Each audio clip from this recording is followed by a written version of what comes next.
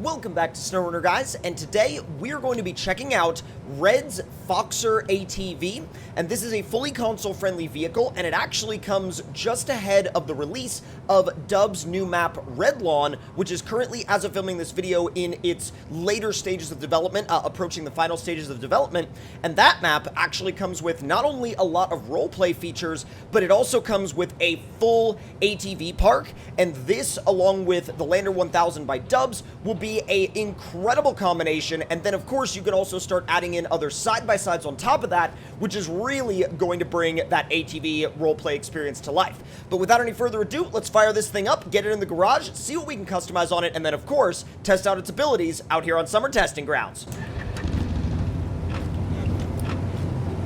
It's definitely got some of that like classic ATV startup sound, although I wonder if maybe there's like a little bit more to come in the future in terms of sound, because I can hear it idling, and then I can hear the startup sound, but when I get on it, okay, so like now I hear sound when I get on it. When I originally got on it, I didn't hear any sound. That was very odd. Alright, so engine-wise, we got one option, 350cc. And gearbox-wise, we have a gearbox. And then suspension-wise, we got damage enabled or damage disabled. So it's really like it's actually very, very upfront about which direction you want to go with this thing. You can either keep it with damage or without damage. I personally like with damage, without damage, I mean.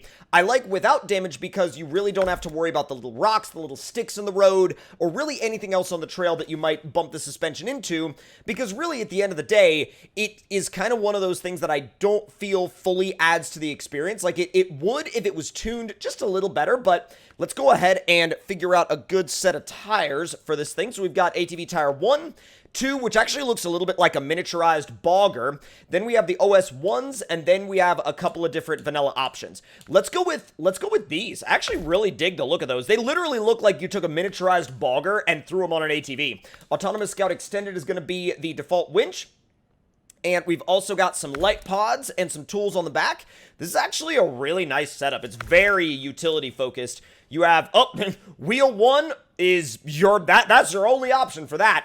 Colors-wise, you have a nice full range of colors. It's actually, for whatever reason, the texture on this thing seems really, really shiny, and that's not a bad thing, because it actually, I feel it brings out the color a little bit more, and I'm sure it'll look really, really good in the sun.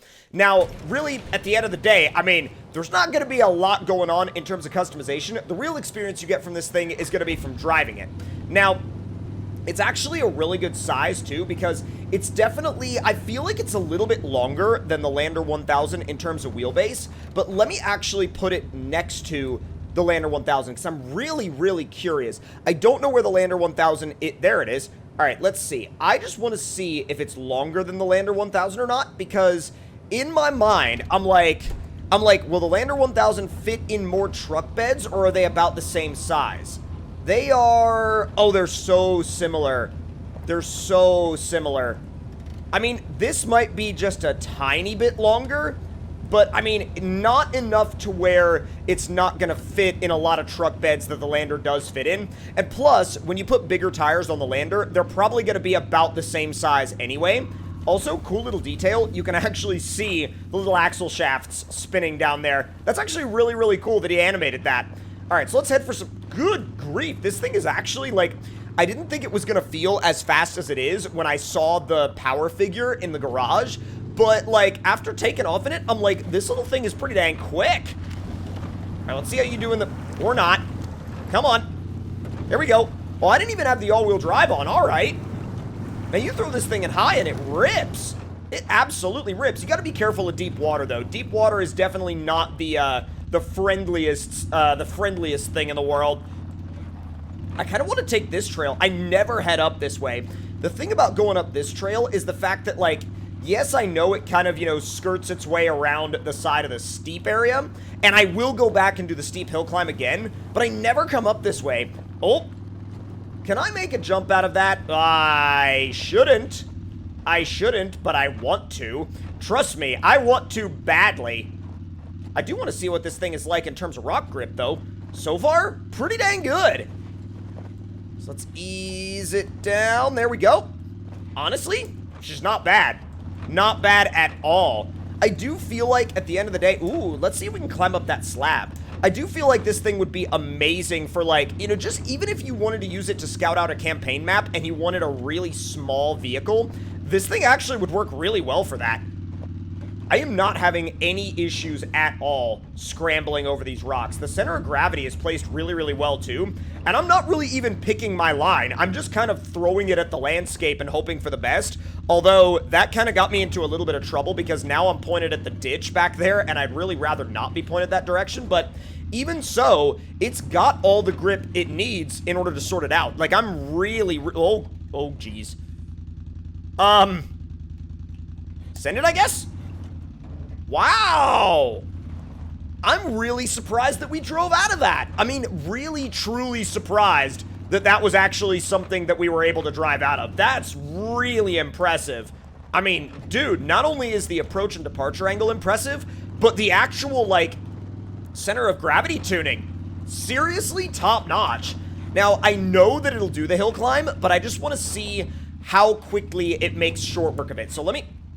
Okay, the boulders are a little bit frustrating. Easy. Let's go. Do you have active suspension? I literally just now realized that I forgot to check that. No, it does not, but that's fine. All right, repair and refuel. Let's see how we do on a run up this hill. Oh, dude, throwing it in high right at the bottom of the hill doesn't even remotely phase it. Doesn't even phase it at all. You can get really close with the camera, like surprisingly close. I wonder if that's something that he's going to end up updating or changing, or if that's like there to stay. All right, let's make our way up this rock obstacle now. And if the other rock obstacle was any indication, I don't think it's going to have any issues whatsoever on this rock obstacle. Come on. Can you make your way down over the edge, please? Easy. Dude, you know what? At the end of the day... I know I say at the end of the day a lot, but, like, this thing is actually doing really, really well, and that's why I keep, like, literally reverting back to that. All right, maybe a little bit more wheel speed. Scrambling at the ground, come on. Not bad, dude. Like, I'm genuinely impressed. I am so freaking impressed. We have not found a single obstacle yet that this thing won't go through or over. I mean, it is such a capable little ATV. It really is. And you know what? I gotta say, it's, considering the fact that it's only got one engine and one gearbox option, it's way faster than I thought it was gonna be.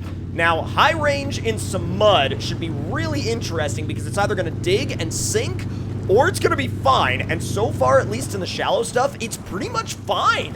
That's really, really good. All right, let's aim for one of these mud lanes now. Let me get out of the way. Oh, God. All right, so that's... Yeah, that's a little bit of a... Wow, okay. So if you want an idea of the mud limit for this thing, that's going to be your mud limit. Let's give this thing a quick pull, shall we? Shall we make sure that it doesn't have to sit there forever? What the heck? I'm not trying to do the diff lock. It keeps saying diff lock is always on. I'm trying to quick winch, and SnowRunner is like, no.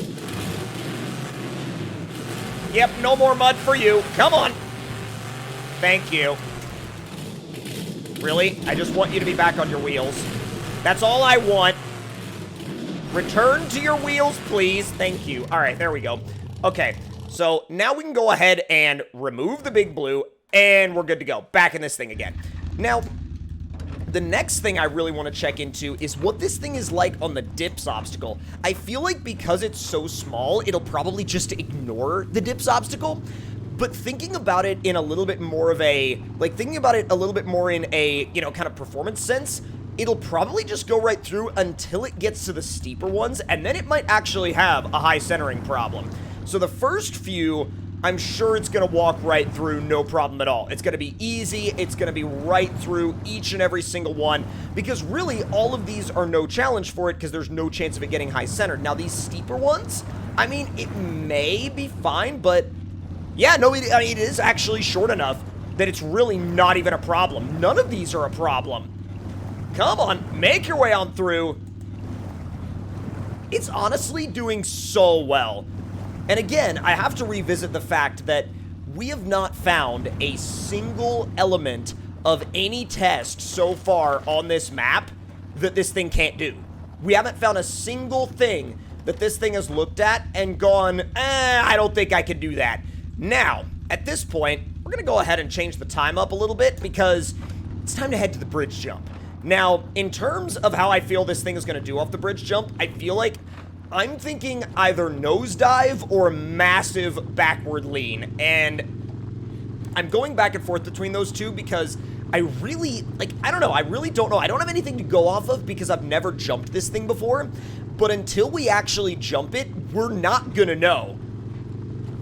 I'm just impressed with the pavement grip. That's really, really good. Now, you do feel like you're going faster than you actually are because you're so low to the ground, you're so close to the road, so naturally the speeds are gonna feel like very turned up. But, I mean, once we get onto the top of the bridge, we can throw it in neutral and just let gravity haul it. And boom! First person view.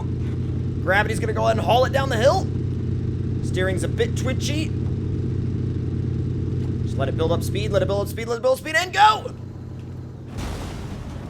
Honestly, little nose heavy, but that's fine because it's got so much tire up front that if you put it back into automatic mode and just floor it, it will reset itself, and it's literally no big deal. But I'm super excited for you guys on both PC and consoles to give this thing a try. It's gonna be a really fun ATV, and not only is it gonna be a really fun ATV, but I also feel like it's gonna be really, really fun on some dedicated ATV trails. But that's gonna do it for this video, guys, and if you enjoyed it, let me know your thoughts and opinions in the comments below. Hit that like button if you enjoyed, subscribe if you're new, and I will see you guys next time. Talk to y'all later.